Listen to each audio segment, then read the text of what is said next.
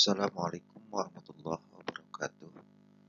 Selamat bertemu dalam video pembelajaran Sejarah Kebudayaan Islam kelas 9 pada semester ganjil. Kali ini kita akan membahas materi Sejarah Kebudayaan Islam di Indonesia yang dimulai.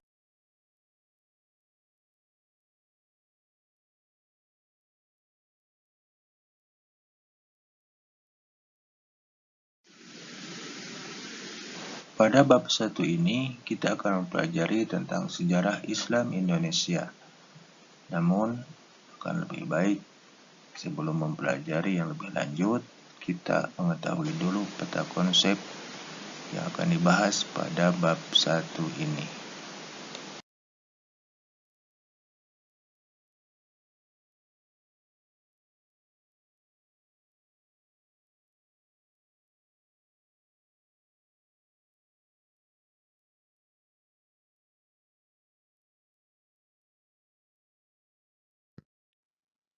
Inilah peta konsep yang akan kita bahas pada bab 1 ini mengenai sejarah Islam di Nusantara. Bahwa setiap muslim adalah pendakwah. Dalam sejarah Islam Nusantara ini, kita akan mengetahui mengenai kondisi masyarakat Indonesia sebelum Islam, proses masuknya Islam ke Indonesia, serta teori masuknya Islam ke Nusantara. Ketika melihat kondisi masyarakat Indonesia sebelum Islam, kita bisa mengetahui dari kegiatan ekonomi, budaya, agama atau kepercayaan, politik, serta suku-suku bangsa yang ada di Indonesia.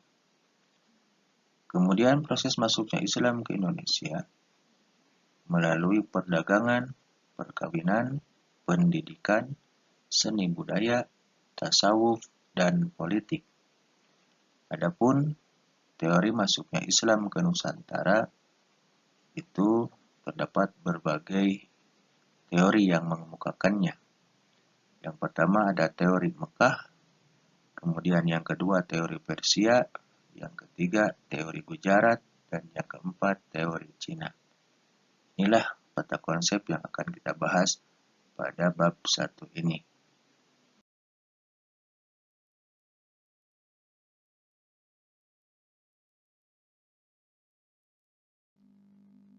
Kondisi masyarakat sebelum Islam. Kondisi masyarakat Indonesia sebelum Islam sudah menganut agama atau kepercayaan. Secara geografis, wilayah Indonesia terdiri dari beribu-ribu pulau yang terbentang dari Sabang sampai Merauke. Beraneka suku bangsa, adat istiadat, seni dan budayanya, serta masyarakat yang lemah lembut, tutur bahasa dan budi pekertinya. Kaya akan hasil sumber daya alam, baik biotik maupun abiotik, tanahnya yang subur, sehingga disampaikan dalam sebuah pepatah, wit-witan tukul tanpa tinandur, kemaharipah loh jinawi. Indonesia diibaratkan negeri Zamrud Khatulistiwa, di mana letak Indonesia sangat strategis sebagai pusat sekaligus jalur perdagangan dunia.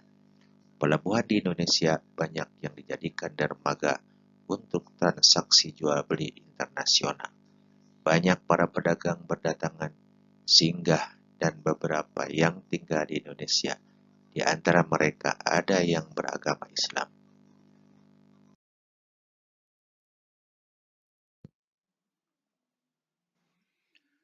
Islam masuk ke Indonesia. Islam masuk ke Indonesia sejak abad ke-7 hingga 16 Masehi. Proses masuknya Islam ke Indonesia pada umumnya berlangsung secara damai. Islam masuk ke Indonesia melalui saluran perdagangan, baik para saudagar Arab, Gujarat, Persia, dan Cina. Para pedagang dari Arab seringkali singgah dalam waktu beberapa bulan di Indonesia untuk menunggu pergantian angin muson barat dan angin muson timur. Sehingga sejak abad ke-7 Masehi, sebagian besar penduduk Cina bagian barat telah memeluk Islam, serta sebagian dari mereka menjalin perdagangan dengan masyarakat Indonesia.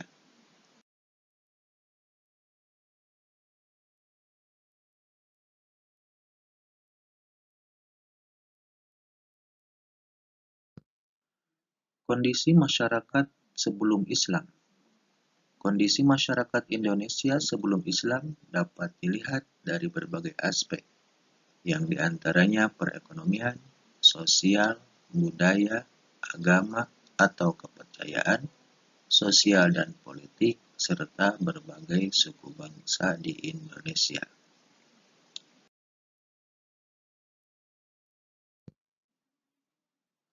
Kondisi sosial budaya Indonesia sebelum agama Islam masuk.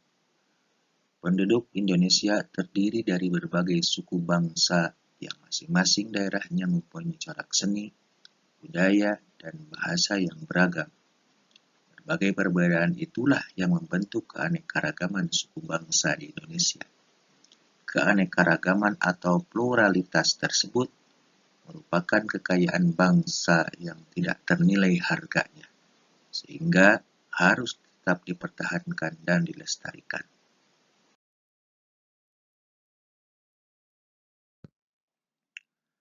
Kondisi agama atau kepercayaan masyarakat Indonesia sebelum Islam datang ke Indonesia. Masyarakat yang tinggal di Indonesia sebelum Islam sudah mengenal agama atau kepercayaan. Mereka sudah memeluk agama Hindu, agama Buddha, dan sebagian menganut kepercayaan Kapitaya. Agama Hindu lahir di India sekitar tahun 1500 sebelum Masehi dengan kitab sucinya yang bernama Weda.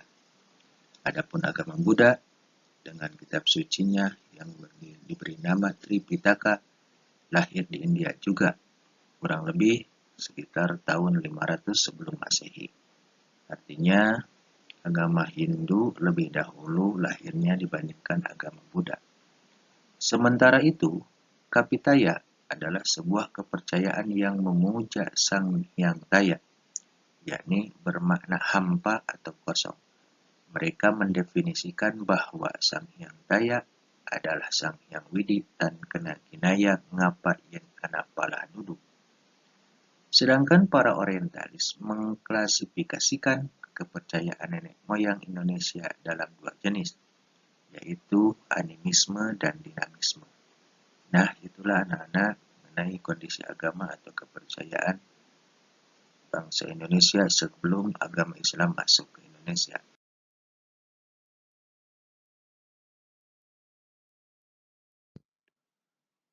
Kemudian, kondisi perekonomian masyarakat Indonesia sebelum agama Islam masuk ke Indonesia.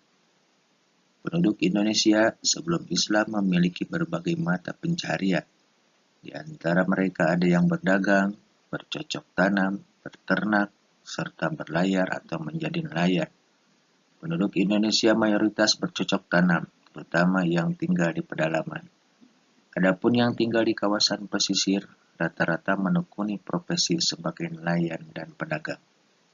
Indonesia terletak di daerah tropis, sehingga mengalami hujan lebat dan sinar matahari hampir sepanjang waktu, yang merupakan elemen penting untuk bercocok tanam. Indonesia adalah penghasil utama dari berbagai produk pertanian tropis. Komoditas pertanian dan perkebunan penting di Indonesia meliputi cengkeh, kayu manis, kayu putih, rempah-rempah, dan lain-lain. Itulah kondisi perekonomian Indonesia sebelum agama Islam masuk ke Indonesia yang terkenal dengan subur makmur.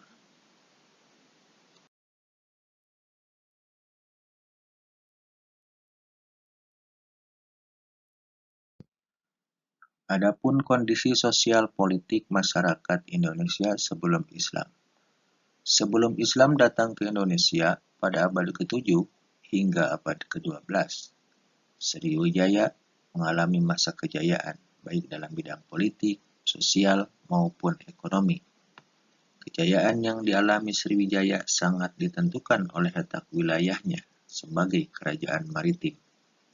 Sriwijaya merupakan bagian dari jalur perdagangan internasional sebagai pelabuhan, pusat perdagangan, dan pusat kekuasaan. Sriwijaya banyak dikunjungi oleh pedagang dari Persia, Arab, dan Tiongkok. Namun, memasuki abad ke-13, kerajaan Sriwijaya menunjukkan tanda-tanda kemunduran. Setelah kerajaan Singoksari berkuasa, Kemudian muncullah kerajaan Majapahit sebagai kerajaan yang memiliki kekuasaan dan pengaruh lebih besar, sehingga kemunculan Majapahit ini semakin memperlemah kedudukan Sriwijaya pada waktu itu.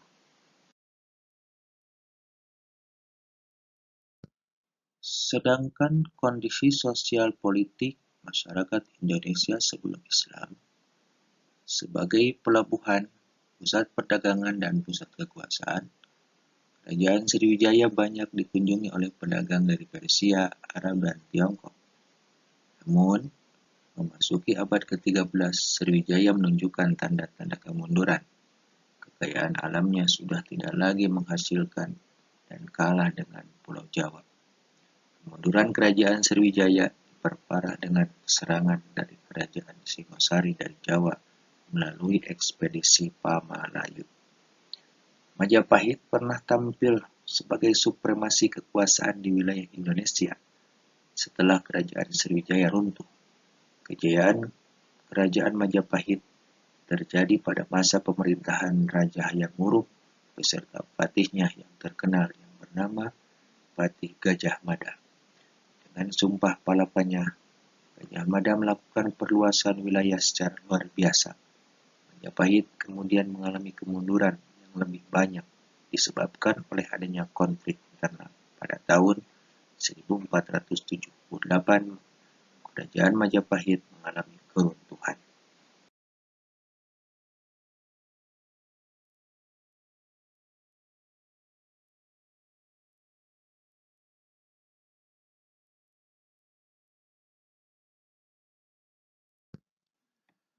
Selanjutnya, yang terakhir adalah kondisi suku bangsa Indonesia sebelum agama Islam masuk ke Indonesia.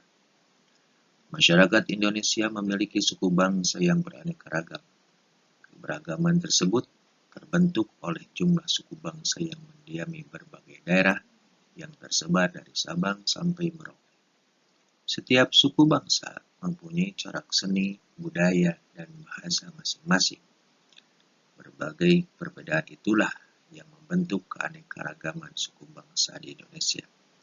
Pluralitas tersebut merupakan kekayaan bangsa yang tidak ternilai harganya, sehingga harus tetap dipertahankan dan dilestarikan.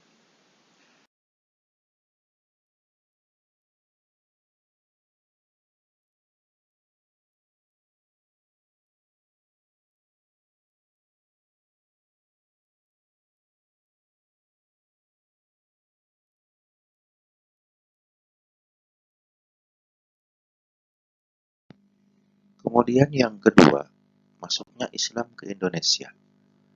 Masuknya Islam ke Indonesia yang pertama melalui perdagangan. Pada tahap permulaan, saluran Islamisasi adalah melalui perdagangan. Kesibukan lalu lintas perdagangan pada abad ke-7 hingga abad ke-16 Masehi membuat pedagang-pedagang Muslim dari Arab, Persia, dan India turut ambil bagian dalam perdagangan dari negeri-negeri bagian Barat, Tenggara, dan Timur Asia. Saluran penyebaran Islam melalui perdagangan ini sangat menguntungkan karena para raja dan bangsawan turut terlibat dalam kegiatan perdagangan. Bahkan, mereka menjadi pemilik kapal dan saham. Kaum pedagang memegang peranan yang sangat penting dalam penyebaran agama dan kebudayaan Islam di Indonesia. Pada masa itu, pedagang Muslim yang datang ke Indonesia semakin banyak hingga akhirnya membentuk pemukiman yang disebut dengan Pekojan, yaitu perkampungan yang dihuni oleh orang-orang Arab. Mereka berinteraksi dan berasimilasi, berbaur dengan masyarakat asli sambil menyebarkan agama Islam.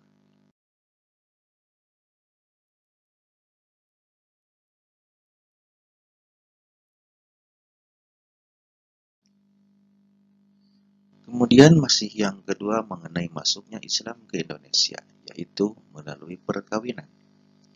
Dari sudut pandang ekonomi, para pedagang Muslim memiliki status sosial yang lebih tinggi dan unggul daripada kebanyakan masyarakat pribumi.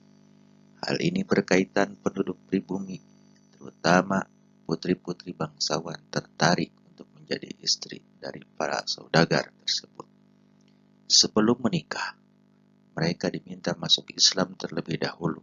Setelah mempunyai keturunan, lingkungan mereka semakin meluas hingga pada akhirnya memunculkan kampung-kampung, daerah-daerah, dan kerajaan-kerajaan Muslim. Jalur perkawinan ini lebih menguntungkan dan lebih mempercepat dalam penyebaran agama Islam. Disebabkan jika terjadi perkawinan antara anak bangsawan atau raja atau adipati, karena mereka adalah orang-orang yang mempunyai kekuasaan dan pengaruh sosial kuat, maka keislaman mereka akan diikuti oleh masyarakat atau pengikutnya, sehingga turut mempercepat proses Islamisasi.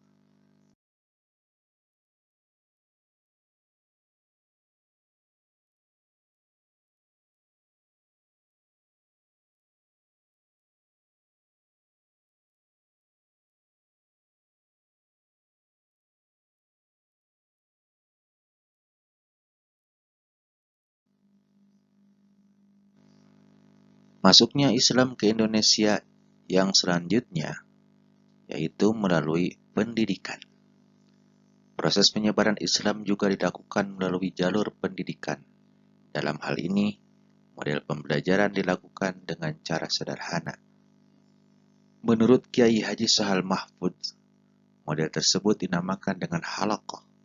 Pembelajaran halaqah merupakan cikal bakal pendidikan pesantren yang di kemudian hari berkembang menjadi pondok pesantren.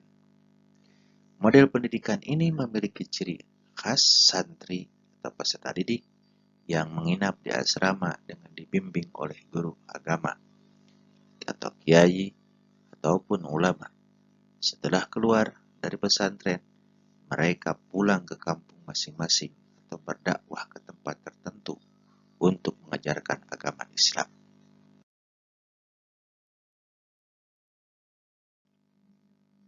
Masih berbicara mengenai masuknya Islam serta penyebarannya di Indonesia, yaitu melalui seni dan budaya. Saluran penyebaran Islam melalui kesenian yang paling terkenal adalah pertunjukan wayang, di mana yang dilakukan oleh Sunan Kalijaga. Beliau adalah seorang tokoh ulama yang paling mahir dalam mempermainkan wayang. Ia tidak pernah meminta upah pertunjukan, akan tetapi mengajak penonton untuk mengikuti mengucapkan kalimat syahadatain. Cerita wayang masih dipetik dari cerita Mahabharata dan Ramayana. Akan tetapi, di dalam cerita itu disisipkan ajaran dan nama-nama pahlawan Islam, pendidikan, dan unsur-unsur filsafat yang di dalamnya dalam mencari kebenaran. Sebagai contoh, cerita wayang yang dipakai, cerita ini yang berjudul Jamus Kalimusada, Wahyu Tohjali, Wahyu Purbaningrat, serta Babat Alas Wanawarta.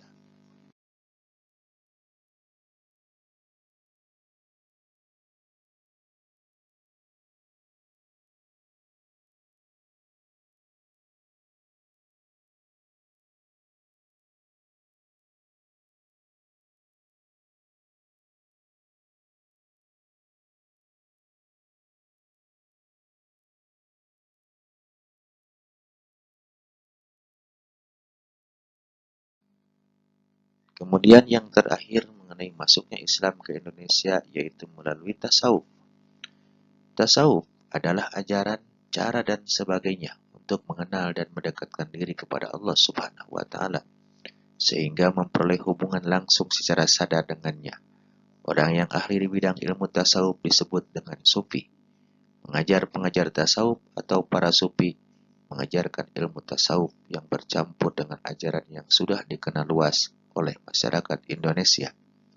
Tasawuf yang diajarkan kepada penduduk pribumi mempunyai persamaan dengan alam pikiran mereka yang sebelumnya sudah mengenal kepercayaan animisme dan dinamisme dalam agama Hindu, sehingga agama baru tersebut atau agama Islam mudah dimengerti dan diterima. Ajaran mistik ini masih berkembang di abad 19 dan bahkan abad ke-20.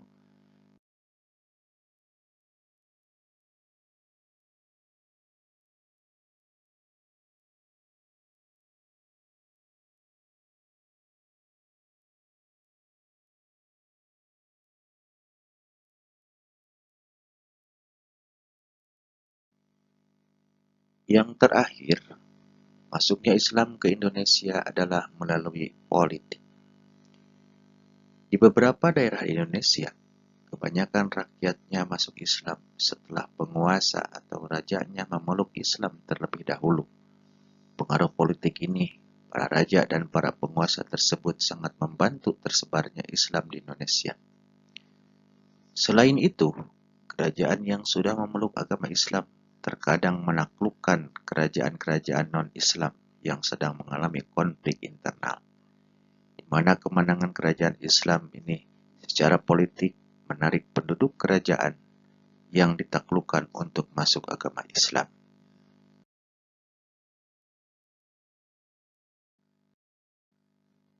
Kemudian yang ketiga, mengenai teori masuknya Islam ke Indonesia. Di sini terdapat beberapa teori yang mengatakan asal mula serta tahun-tahunnya mengenai masuknya Islam ke Indonesia, di mana teori tersebut disampaikan oleh 4 teori, yaitu yang pertama teori Mekah, teori Persia, teori Gujarat, juga teori Cina. Dan insya Allah kita akan membahas satu per satu.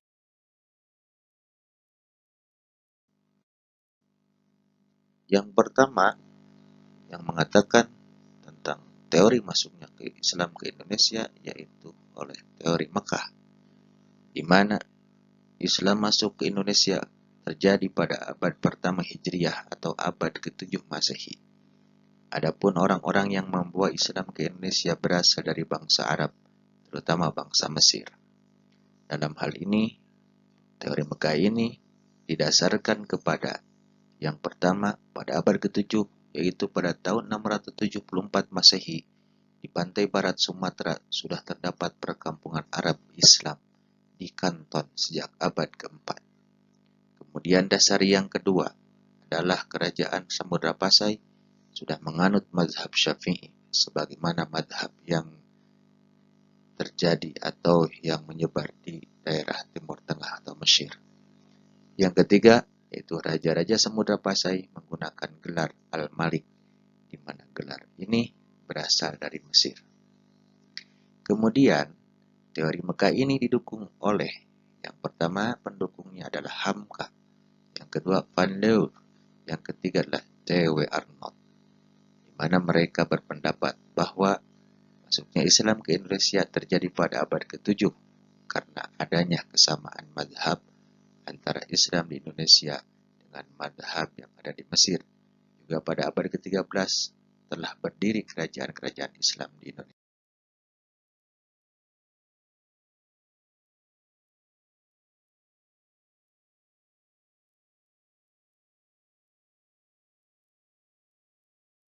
Selanjutnya, teori yang kedua yang menyampaikan bahwa Islam masuk ke Indonesia adalah teori Persia. Teori Persia ini mengatakan bahwa Islam masuk ke Indonesia terjadi pada abad ke-15 yang dibawa oleh bangsa Persia atau sekarang disebut dengan negara Iran.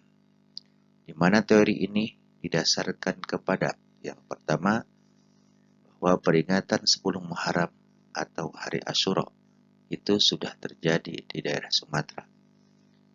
Kemudian yang kedua adalah adanya kesamaan ajaran tasawuf yang dianut oleh Syekh Siti Jenar dengan seorang sufi dari Iran yaitu Al-Hallaj. Yang ketiga adalah penggunaan istilah bahasa Persia dalam sistem mengeja huruf Arab untuk tanda-tanda bunyi dan harokat. Yang keempat, ditemukannya makam Maulana Malik Ibrahim yaitu pada tahun 1419 di Gresik. Dan yang kelima yang menjadi dasar dari teori Persia ini adalah adanya perkampungan Leren atau Leran di Giri, yaitu daerah Gresik. Kemudian, teori Persia ini didukung oleh Umar Amir Hussein dan P.A. Hussein Jayadiningrat, di mana mereka mengatakan bahwa masyarakat Islam Indonesia yang dianggap mempunyai persamaan dengan Persia dalam bidang kebudayaan. Itulah teori Persia yang mengatakan bahwa Islam masuk ke Indonesia itu terjadi pada abad ke-15.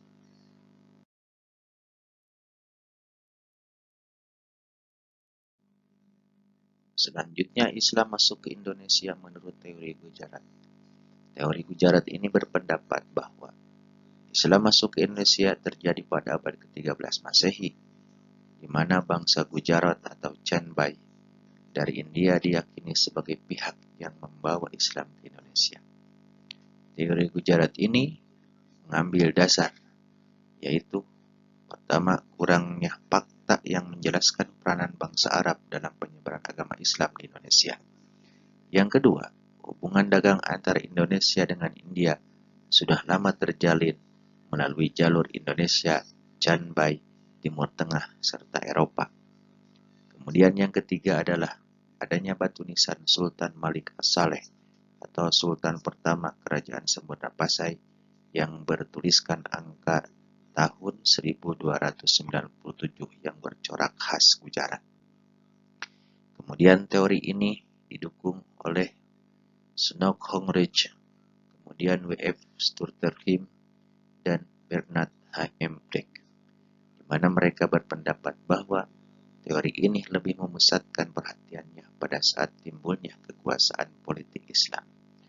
Kemudian, teori ini juga didukung oleh keterangan Marco Polo dari Venesia atau sekarang termasuk negara Italia yang pernah singgah di Perlak. Dia mengatakan bahwa Perlak sudah banyak penduduk yang memeluk agama Islam dan banyak pedagang dari India yang menyebarkan agama Islam. Itulah teori Gujarat yang mengatakan bahwa Islam masuk ke Indonesia itu terjadi pada abad ke-13 Masehi. Kemudian yang terakhir, yang menyampaikan bahwa Islam masuk ke Indonesia itu yaitu melalui teori Cina, di mana teori Cina berpendapat bahwa proses kedatangan Islam ke Indonesia, khususnya di Pulau Jawa, berasal dari para perantau yang berasal dari Cina, di mana orang Cina telah berhubungan dengan masyarakat Indonesia jauh-jauh sebelum Islam dikenal di Indonesia, yaitu pada masa Hindu dan Buddha. Etnis Cina atau Tiongkok telah berbaur dengan penduduk Indonesia, terutama melalui kontak dagang. Bahkan, ajaran Islam telah disampaikan di Cina pada abad ke-7 Masehi, masa di mana agama ini baru berkembang. Adapun teori Cina ini mengambil dasar bahwa asumsi adanya unsur kebudayaan Cina, yaitu dalam sebuah unsur kebudayaan Islam di Indonesia yang diambil berdasarkan sumber klonik dari kelenteng Sampokong di Semarang. Kemudian teori Cina ini didukung oleh Profesor Slamet Mulyana H.J. de Graaf. Nah, itulah mengenai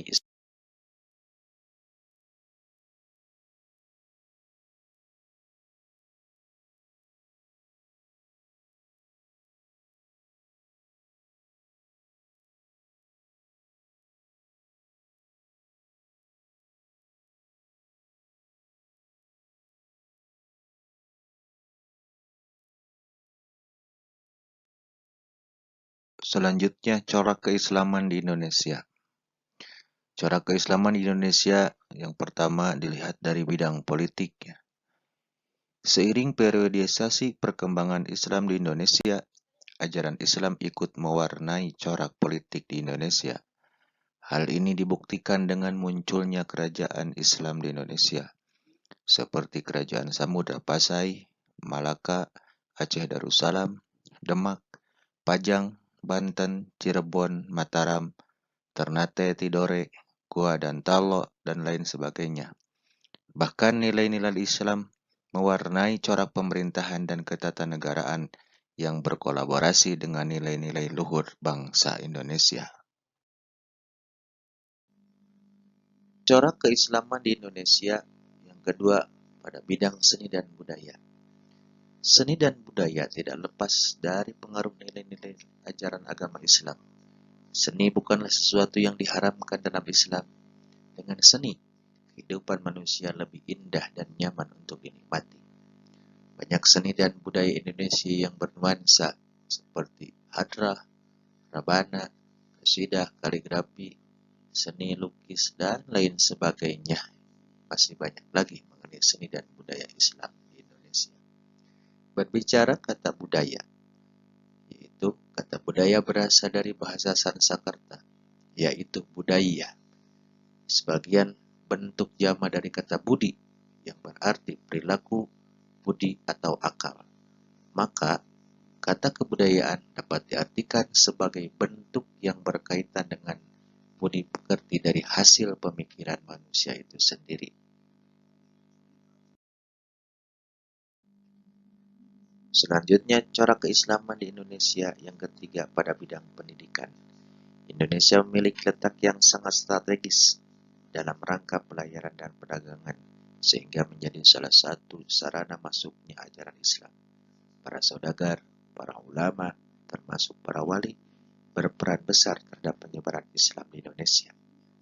Mereka pada mulanya mendirikan pesantren-pesantren di sekitar kota pelabuhan yang bertujuan sebagai tempat transit kapal-kapal dagang mereka. Itu guna menyebarkan dakwah Islam.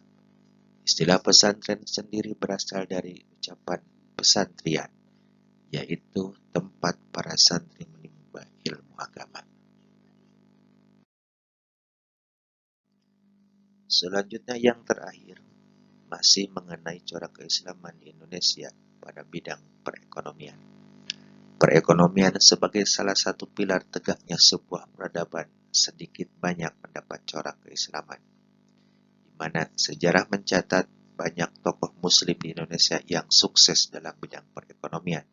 Salah satunya yaitu Muhammad Hatta. Beliau adalah salah seorang tokoh muslim yang ikut mewarnai perekonomian Indonesia dengan nilai-nilai keislamannya. Ia dikenal sebagai Bapak Koperasi Indonesia.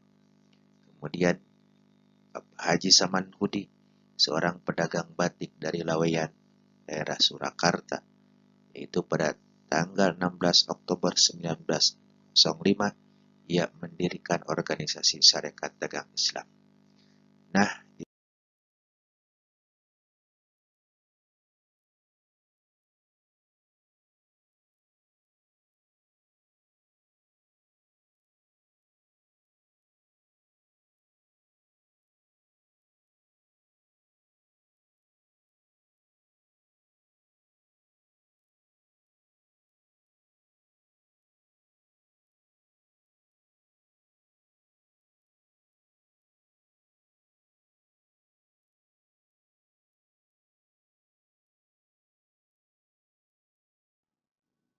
sebelum mengakhiri pelajaran pada bab ini, kalian akan diberikan tugas untuk diisi yang merupakan hasil dari pemahaman tentang masuknya Islam ke Indonesia.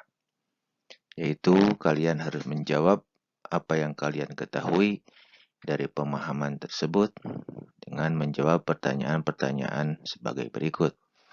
Yang pertama, jelaskan apa yang dimaksud dengan Islam masuk ke Indonesia. Yang kedua, deskripsikan proses Islam ke Indonesia. Yang ketiga, klasifikasikan proses penyebaran Islam Indonesia.